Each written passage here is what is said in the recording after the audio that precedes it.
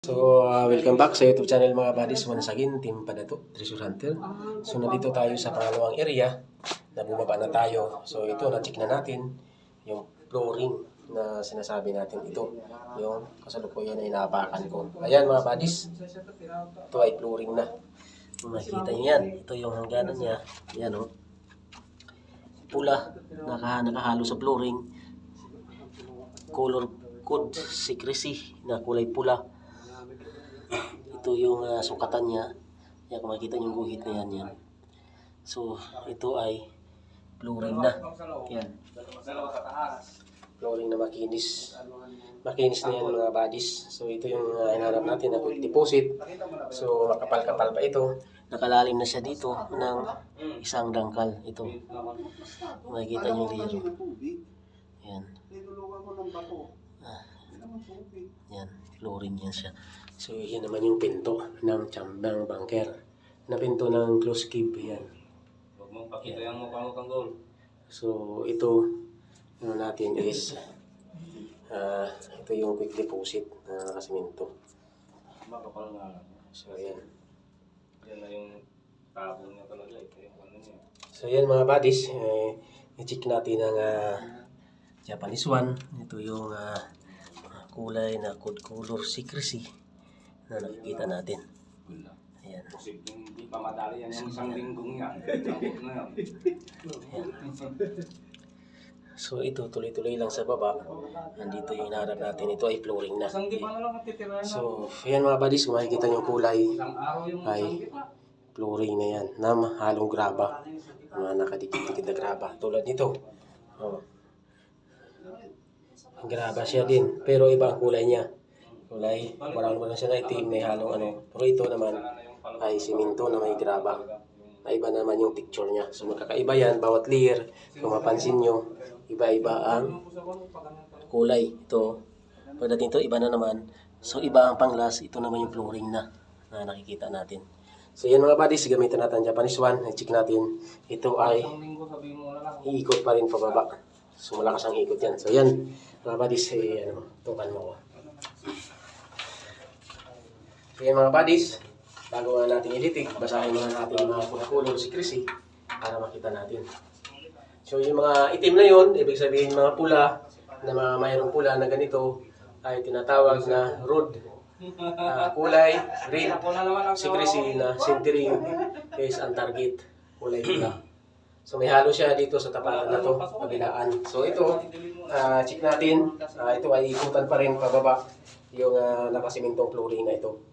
May pinagawa daw kasi siya, kaso yung pang isang araw po, pang dalawang araw niya. Ay, buwan. Talagang pang-arawan. Kasi meron yung gano'n eh. So, bahay ko. lakas ang ikot niya mga buddies. Pakyaw man o hindi pakyaw. Kasi ito nga ay Parehas. Ang trabaho niya. hindi siya kaano kalakihan na quick deposit.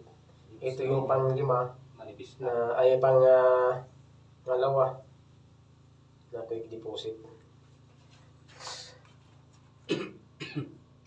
Ilikutan na niya lang. Yes, yan yung Hindi natin napilig lang. ano natin yan. So, isintro natin. Yan yung detection niya. Dati lang nung what? Dati, ngayon inikutan na niya lahat. So, yan yung sintering. Yung sa gitna niya mga bodies. So, kung makikita nyo, ay malaki na yung ikot niya. Yan. Nakapatay. Yung tapos, Hindi nakaswitch. ikot yan kahit nakapatay. So, ano natin sa dulo, kung sagad pa doon yung flooring niya, tingnan natin yung so nakapalo siya sa gitna. So, tingnan natin, itutok natin sa Kasi side magnetic siya. kung Yung nagagandaan ng nakatong siya. Tingnan natin. Kung doon sa gilid hanggang saan yung sukat niya. So, nakaturo pa rin sa gitna, dito sa flooring, mga bodies. Ayan. Pag isintro natin, ayan yung detection niya. Ayan. Ang lawak mo. Laki na ng ikot. Manipis na yan. So, yan mga bodies ang tawag na wood pipe sintering. Ito yung flooring na kasalukuyan na binabakbak nila. na quick deposit. So, katulad ulit na pinapakita sa inyo, tanggalin natin ulit yung laman nito na gold. Kung iikot pa ba siya? Ay, tawagin ako doon. yan. So, tingnan natin kung iikot pa ba itong mga bodies para makita nyo. Kasi baka sabihin nyo, ay niloloko ko lang kayo para may malaking bagay na may tulong sa ating mga kapwa natin Pilipino. So yan mga bodies, wala siyang deteksyon. Kasi wala na siyang laman ng gold. So yan o. Katak lang po para may yung buka. Bangon ni naman. So yan mga buddies, flooring na ito.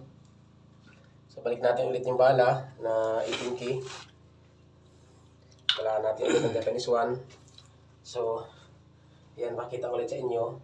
Ay iikot ulit yan. Ayan. So palaki na palaki kanyang ikot, ibig sabihin hindi na siya kaanong malayo. Ayan. So, tingnan natin, diretso pa rin yung centering natin. Yung subject natin na quick deposit. So, dinimension na natin to, maliit lang ito kasi